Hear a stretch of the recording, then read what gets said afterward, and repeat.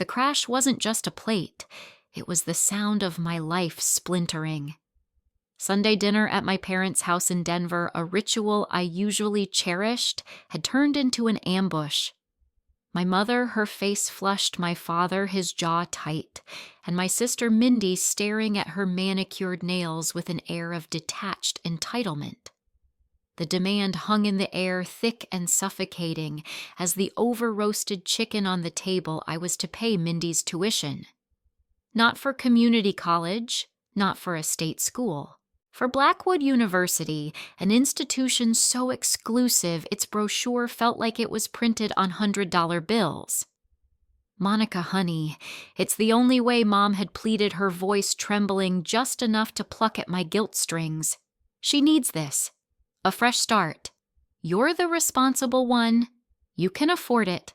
Afford it, I could manage it, yes, by sacrificing every last bit of financial breathing room I'd painstakingly carved out for myself.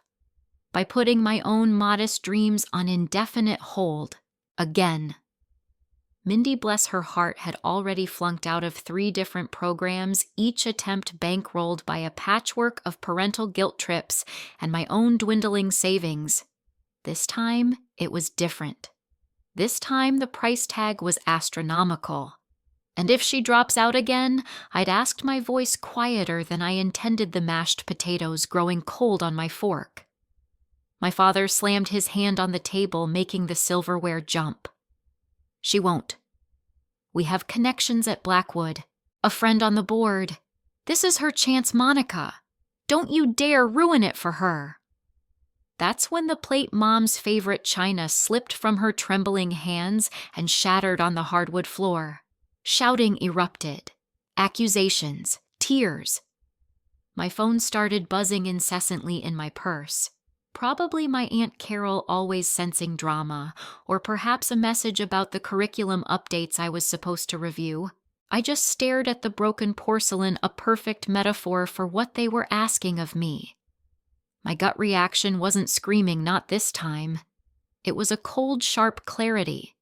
A little piece of steel forming in my spine where years of dutiful daughter compliance used to reside. I'm Monica Evans, 38 years old. For 15 of those years, I've been a literature teacher in Denver's public school system. I love my job, the kids, the challenge of opening young minds to the power of words. I live a quiet life, debt-free thanks to careful planning and a distinct lack of Mindy's expensive tastes. I've always helped my parents, with their mortgage after Dad's early retirement, with unexpected medical bills, with Mindy. Always with Mindy. What was at stake wasn't just my savings, it was my future, the one I was slowly, carefully building. The shock wasn't that they asked, it was the ferocity, the entitlement, the way they cornered me. My mother even whispered something about Mindy needing to get away, far from her old influences, a phrase that pricked at my unease, a tiny sharp point I couldn't quite identify, but knew I shouldn't ignore. Reluctantly fearing the emotional toll on my mother, whose health always seemed to fray during these confrontations, I agreed. I signed the checks, and for a few months, a tense quiet settled. Then came the email. Not from Mindy, of course.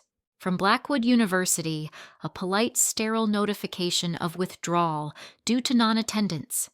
My blood ran cold. I called Mindy. Straight to voicemail. I called my parents. My mother cried. My father blustered. Mindy, they eventually admitted, had taken the tuition money, or at least the first semester's worth I'd paid, and flown to Europe. To find herself. Again. That steel in my spine. It solidified into a girder. When I told them calmly and clearly that there would be no more money, that Mindy was on her own, the family descended. An emergency summit was called. Uncles, aunts, cousins I hadn't seen in years all gathered, a tribunal of disappointment. They accused me of being selfish, ungrateful, of abandoning my sister. My Aunt Carol, usually a source of pragmatic advice, just looked at me with a strange pity that felt more like condemnation. I saw a crumpled travel brochure for Italy peeking out of my mother's apron pocket, a detail so small, so insignificant, yet it screamed of complicity. I sat through it all, the recriminations washing over me. I didn't scream. I didn't argue. I just listened and planned. The pain of that period was a dull, constant ache. It wasn't just the money, though, that stung. It was the casual cruelty of their expectations, the way my sacrifices were not only anticipated, but demanded. I remembered countless evenings I'd spent marking papers while Mindy was out partying, using the emergency credit card I'd given her for just one more essential outfit. I remembered the down payment for my own small condo delayed by 2 years because Mom had needed a little help that turned into a substantial, never-repaid loan. I flashed back to my college graduation, a small muted affair because Mindy had just had her first dramatic college flameout, and all family resources, emotional and financial, were diverted to her recovery. The warning signs, they'd been there all along, like garish billboards I'd chosen to ignore, blinded by a sense of familial duty. I wasn't going to let them win, I'd whisper to myself late at night, staring at the ceiling of my quiet, modest apartment. But it wasn't about winning anymore. It was about surviving, about reclaiming myself. My secret weapon wasn't dramatic. It was the quiet, relentless pursuit of my own ambitions, something my family had always dismissed as a nice little hobby. Years ago, sensing I needed more than just classroom teaching to feel fulfilled, and perhaps anticipating a future where I needed more control over my career, I'd earned a master's degree in educational leadership. I'd tucked it away, a credential I'd mention if asked, but never leaned on. I'd also built a strong network not of powerful socialites, but of dedicated educators, people who valued competence and integrity. Dr. Peterson, my former thesis advisor and a respected figure in Colorado education, had been gently nudging me for years to look at administrative roles. "Monica," she'd said, "you have a gift for inspiring people, not just students. Don't limit yourself." The betrayer's weak spot was their complete underestimation of me. Mindy was flighty and irresponsible, yes, but my parents were blinded by their favoritism and their own strange brand of denial. They saw me as reliable, steady Monica, predictable Monica, the eternal fallback plan. They never saw the ambition simmering beneath the surface, the quiet resilience I'd cultivated. They were so focused on Mindy's perceived potential, propped up by their connections, that they couldn't imagine me making any significant moves without their input or for my own benefit. One evening, sifting through my financial records to assess the damage Mindy's latest escapade had inflicted, I found it. It wasn't something I was looking for, just an old bank statement for the emergency credit card I'd given Mindy. The one she was only supposed to use for emergencies. The charges weren't for textbooks or car trouble. They were for online courses, not college courses.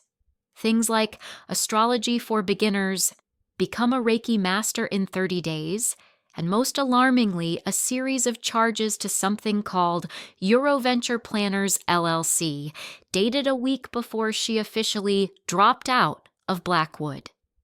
This wasn't just irresponsibility. This was premeditated.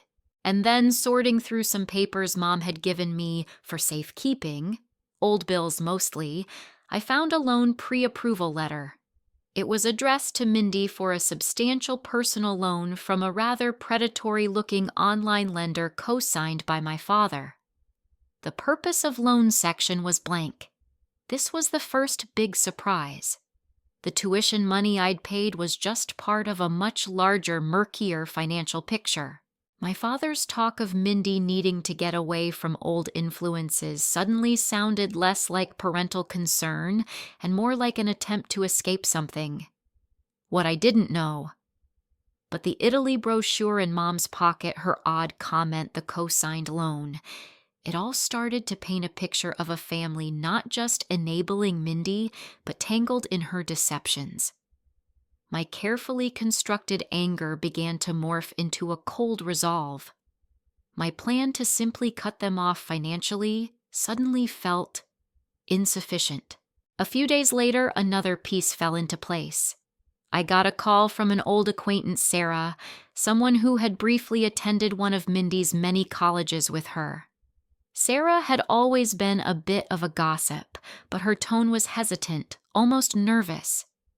"Monica, hi, it's Sarah Chen. Look, this is probably none of my business, but I heard Mindy was trying for Blackwood." "She was," I said carefully. "She's taken a detour." Sarah let out a short, bitter laugh. "Detour? Right. Listen, Monica, I know you've always bailed her out, but you should know. Back at State, she didn't just drop out. She was expelled. Plagiarism. Badly done, too. And there was some stuff with student activity funds. Nothing proven, but it looked really shady. People got hurt financially. She has a way of making people trust her and then, poof, expelled. Plagiarism. Shady financial dealings. The information hit me like a punch to the gut. This wasn't just about a spoiled sister. This was about a pattern of deceit, of potential fraud. That vague unease I'd felt earlier crystallized into a sickening certainty. My parents weren't just enabling a dreamer. They were protecting a con artist. And I had been footing the bill. The next day, Dr. Peterson forwarded me a job listing. Senior administrative position. Actually, no, not just senior. Principal. Aspen Ridge Academy, a prestigious private K-12 school in a beautiful suburb just outside Denver. It was known for its innovative curriculum, its high standards, and ironically, its very discerning admissions process. My heart gave a strange leap. Aspen Ridge. It rang a bell. Then I remembered during the big family ambush my father had proudly announced that his friend on the board was affiliated with Aspen Ridge University, and that Mindy, with her unique creative talents, was a shoo-in for their arts program. Of course he meant the university, not the K-12 academy, but the name similarity was jarring. My master's in educational leadership, my 15 years in the trenches of public education, my experience leading district-wide literacy initiatives, suddenly it all clicked. This wasn't just an opportunity, it was a reckoning. "I'm applying. I told Dr. Peterson." She didn't sound surprised. "Good. You're more than qualified, Monica. It's time." My big move wasn't a fiery confrontation, not yet. It was the methodical, meticulous process of applying for the principalship at Aspen Ridge Academy. I polished my resume, gathered letters of recommendation from respected colleagues who knew my work ethic and innovative approaches to education, and crafted a statement of educational philosophy that was both aspirational and grounded in practical experience. I spent hours researching Aspen Ridge, its history, its challenges, its recent strategic plan. I wasn't just applying for a job, I was preparing for a campaign. When I casually mentioned my application to my parents, they were dismissive. "Oh, Monica, that's ambitious." Mom said, her voice laced with that familiar tone of gentle discouragement. "Don't you think you should focus on something a little more secure? Maybe help Mindy find a nice, sensible course when she gets back from wherever." Dad was more blunt. "Aspen Ridge. That's way out of your league, Monica. Stick to what you know." He then launched into another story about his friend on the board and how Mindy was practically guaranteed a spot at their affiliated university once she sorted herself out. The irony was so thick I could have spread it on toast. Their underestimation was almost comical. They had no idea about my master's degree, no concept of the respect I'd earned in my field. To them, I was just Monica, the dutiful daughter, the reliable safety net. The interview process at Aspen Ridge was rigorous. Multiple rounds, panels of teachers, parents, board members. They grilled me on everything from curriculum development and budget management to conflict resolution and strategic vision. With each interview, my confidence grew. I wasn't just answering questions. I was laying out a vision for a school I was genuinely passionate about. My experience with diverse student populations in the public system, my innovative literacy programs that had shown measurable results, my calm, data-driven approach to problem solving, it all resonated. They weren't looking for someone with flashy connections. They were looking for a leader. Meanwhile, the fallout from Mindy's European adventure continued. My parents' calls became more frequent, more desperate. Apparently, finding herself was an expensive endeavor. They hinted that I should reconsider my stance on funding her. I held firm. Each refusal was a small act of liberation. Then came the call. The chair of the Aspen Ridge Board. Ms. Evans. He said, his voice warm and professional. The board was incredibly impressed with your interviews, your vision, and your track record. We'd be honored if you would accept the position of principal. I closed my eyes, a wave of emotion washing over me. Relief, vindication, a touch of disbelief. I accept, I said, my voice steadier than I felt. Thank you. I won't let you down. The news of my appointment sent ripples through my family. First stunned silence, then a barrage of calls. My mother was confused. Principal, but how? When did you? My father was incredulous, then suspicious. What kind of strings did you pull, Monica? Who do you know over there? The idea that I could achieve something of this magnitude on my own merit was simply beyond his comprehension. The second big surprise landed a week after I accepted the position. I received an email from a name I vaguely recognized. Dr. Albright, a psychology professor from one of the colleges Mindy had briefly attended years ago. He had seen the public announcement of my appointment at Aspen Ridge Academy. It was a small educational world after all. His email was cautious, professional, but the undercurrent was clear. Dear Ms. Evans, it began. Congratulations on your new role. I am writing to you on a delicate matter regarding your sister Melinda Evans, who I believe is an applicant to Aspen Ridge University, which I understand has some informal ties with your academy.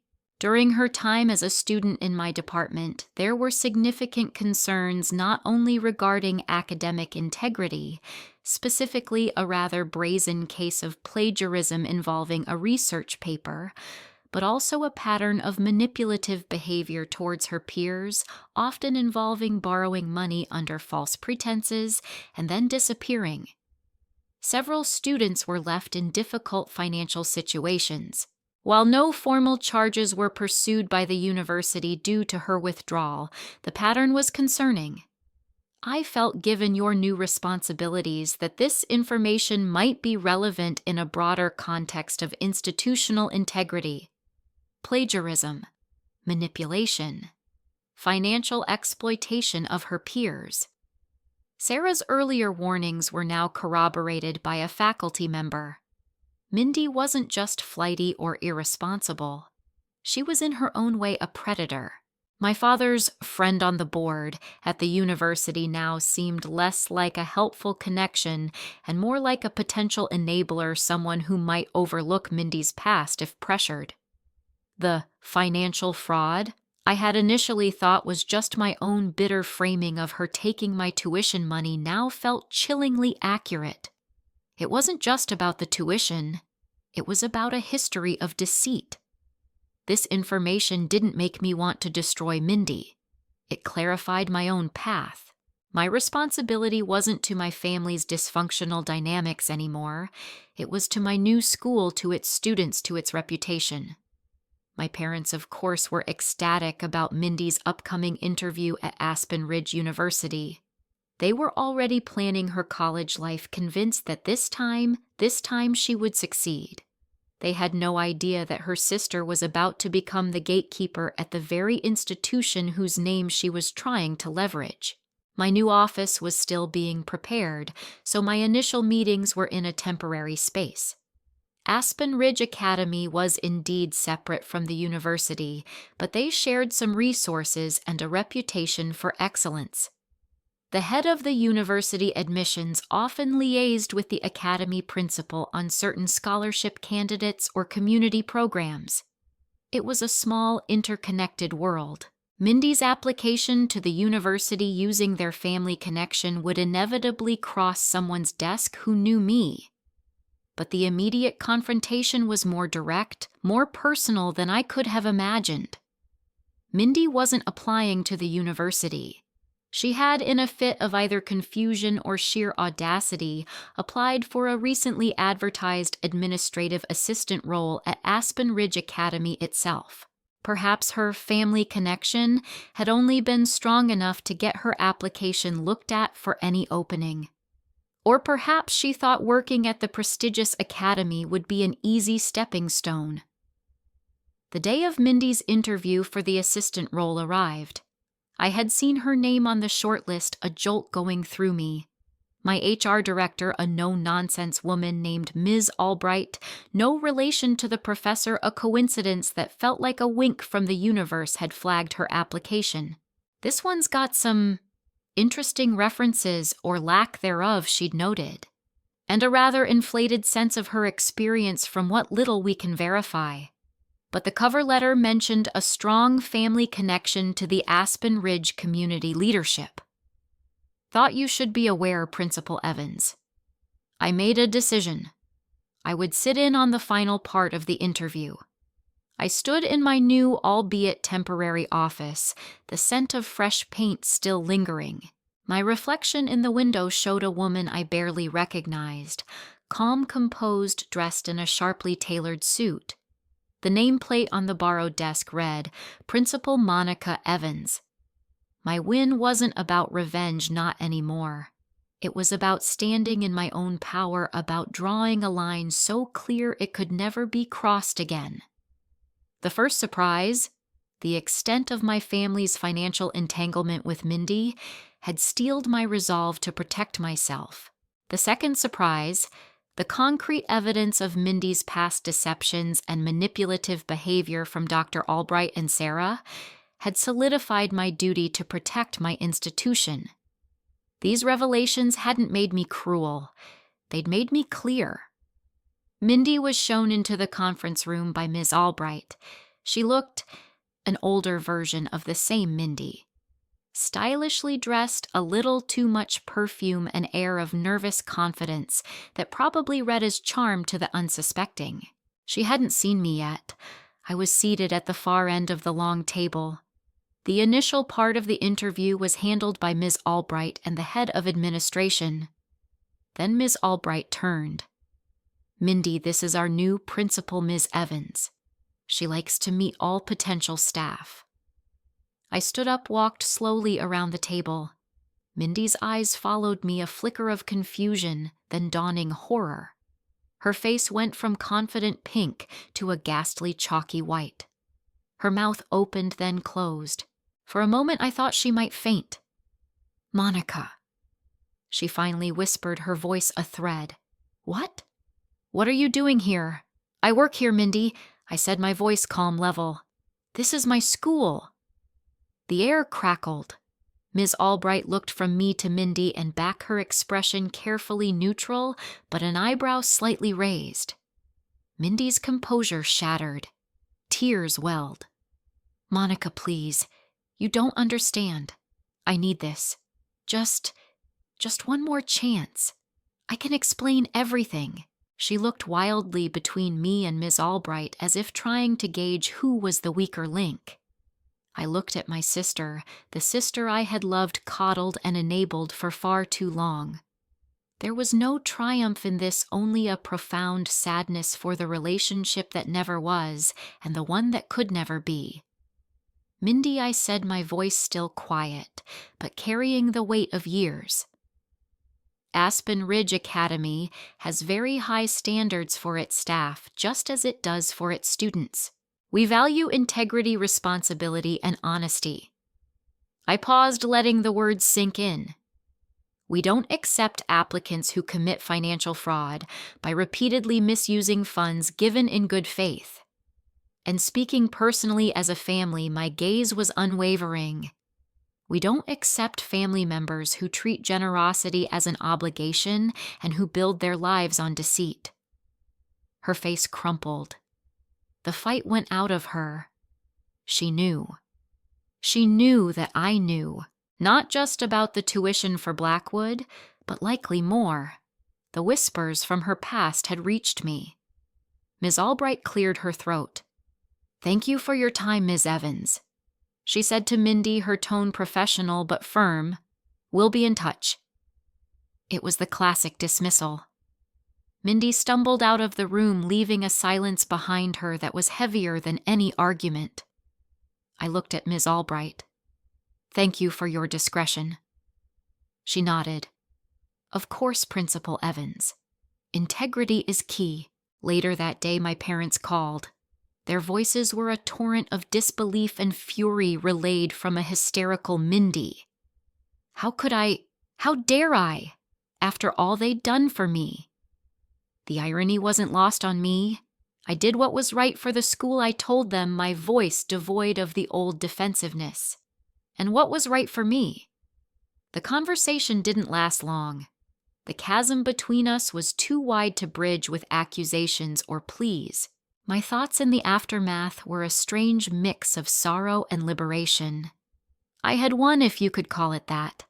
I had my career, my integrity, my future. But the victory was bittersweet. My family, the one I had always strived to please, was now fractured, perhaps irreparably. The first surprise discovering the depth of their financial desperation and complicity with Mindy had shown me they weren't just misguided but deeply enmeshed in a toxic pattern.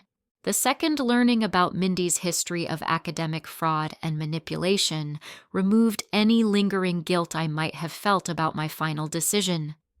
It wasn't just about me anymore. It was about protecting others from her. Some family ties, I realized, aren't meant to be saved, only survived. My future stretched before me, bright and challenging. As principal of Aspen Ridge Academy, I poured my energy into creating an environment where responsibility and genuine effort were rewarded. I even started exploring the idea of a small scholarship fund, one specifically for students from difficult backgrounds who demonstrated true grit and honesty, the kind of chance Mindy had squandered so many times. I still lived in Denver, my quiet apartment a sanctuary. Sometimes late at night, I'd look out at the city lights, the vast expanse of the Rockies a dark silhouette beyond. I didn't burn old letters or stage dramatic goodbyes to my past. I simply carried it, a reminder of where I'd come from and of the strength I never knew I possessed until I was forced to find it. The calls from my parents eventually dwindled, replaced by a strained silence. Mindy, I heard through the grapevine, had moved to another state, probably in search of a new audience for her tired act. She never recovered from that interview, from being confronted by a reality she couldn't manipulate. And I, Monica Evans, was finally truly on my own terms, and I was thriving.